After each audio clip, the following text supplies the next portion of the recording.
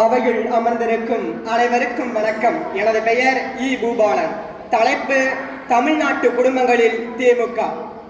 இன்பம் பொங்கும் இனிய தமிழை இன்னுயிராய் நினைத்து இமயத்தில் வைத்தவரே, இன்னல்கள் களைத்தே இதயங்களை வென்றிடுவாய். ஈகை குணம் கொண்ட ஈடில்லா தலைவர் கலைஞர் அவர்கள். நம்முடைய சாஸ்திரங்கள், சம்பிரதாயங்கள், புராணங்கள் எல்லாம் என்ன சொல்கிறது?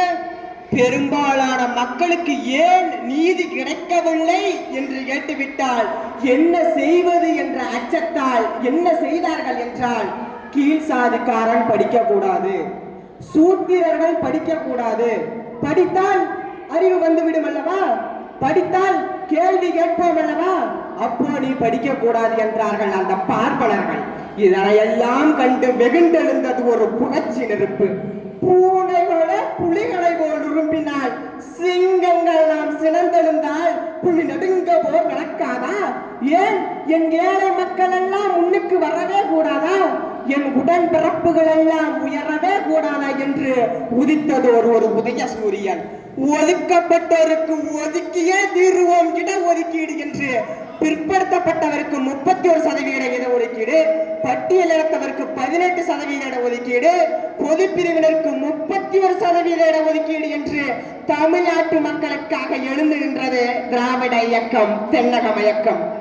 இன்று என் தலைமுறையிலேயே நான் படித்து முதல் பட்டதாரியாக உருவாகியுள்ளேன் என்றால் பெருமையாக சொல்வேன். அதற்கு காரணம் கலைஞர் வடிவமைத்த திட்டமும் இடஒதுக்கீடு மட்டும்தான். அதனால் தான் சொல்கிறேன், தமிழ்நாட்டின் ஒவ்வொரு குடும்பங்களிலும் திராவிட முன்னேற்ற கழகம் அன்றும் இன்றும் என்றுமே வாழ்ந்து கொண்டுதான் வருகிறது. கலைஞர் வடிவமைத்த எண்ணற்ற திட்டங்களில் இங்கு ஒன்றை நான் சொல்ல விரும்புகிறேன். பிறந்து 2 மாதமான ஒரு குழந்தைக்கு இதயத்தில் ஓட்டை என்று மருத்துவர் கூறிவிட்டார். குழந்தையின் தந்தையோ ரோட்டில் இட்லி கடை வைத்து பிழைப்பவர்.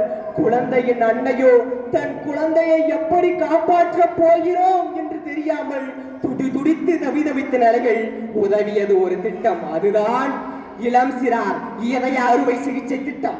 இன்று பல குழந்தைகள் இதய பிரச்சனையிலிருந்து மீண்டு உயிரோடு வாழ்கின்றனர் என்றால் அதற்கு காரணம் கலைஞர் ஐயா ஒருவர் மட்டும்தான் என்றால் அது மிகையல்ல.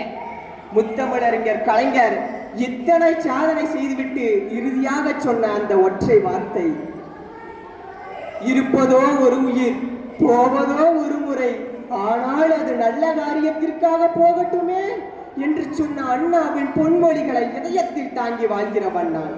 என் உயிரை கொடுக்கும் ஒரு நிலை வந்தால் தமிழ் மக்களுக்காக, தமிழ்நாட்டுக்காக, என் உடன் பிறப்புகளுக்காக என் உயிரையே கொடுப்பேன் என்று சொன்னாரே, அந்த வார்த்தை நம் காதுகளில் கதகதத்து கொண்டிருக்கிறது.